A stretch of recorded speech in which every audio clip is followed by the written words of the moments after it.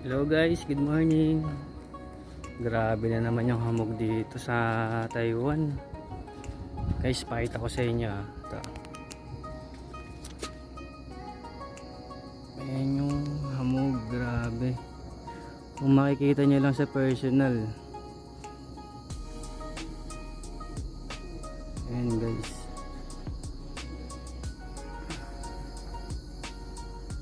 Puro bundok na nasa kapaligiran. Ayan guys.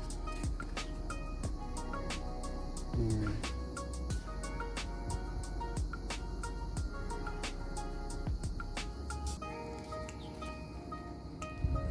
Magwi-winter na naman kasi dito guys. Ayan nga pala yung labahan namin. Ayan, dyan kami naglalaba. Kasi ito nga pala yung company namin, labas ng company.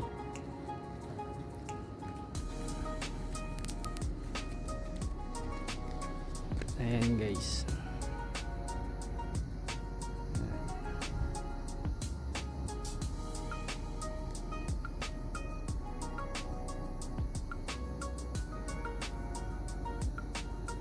Itong company kasi namin parang province na dito ng Taiwan eh. Kaya nasa paligid puro bundok na siya.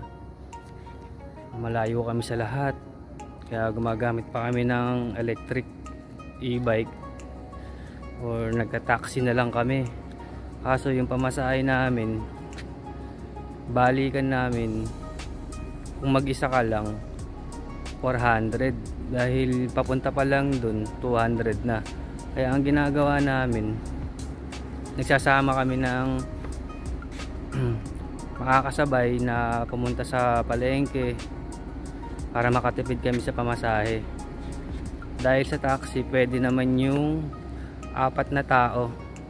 Kaya ang ginagawa namin, hati-hati na lang kami, tig-50 kami para makatipid din. Kasi malaking bagay din yung 400 sa NT dollar. Kung sa peso magkano din yan, nasa 700, di ba? Napakalaki din. So yun lang guys.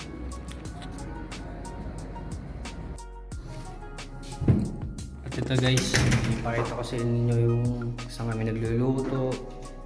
Ito yung kusina namin.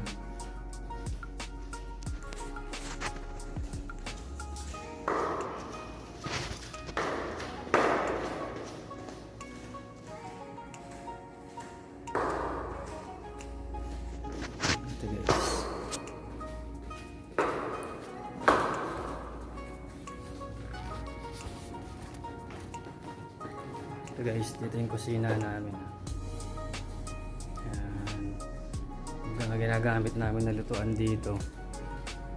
Meron kami dito ng microwaves, dito kami nagluluto. Yung mga gamit namin, mga rice cooker. Ito yung lababo namin.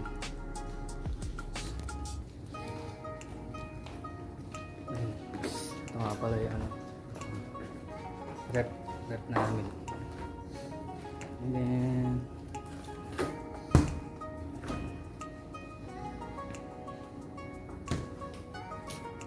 yun lang guys. Ito yung kwarto namin.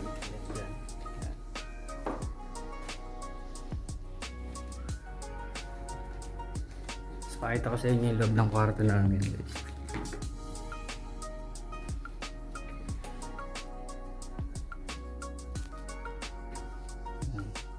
Medyo makalat lang pero malinis naman dito.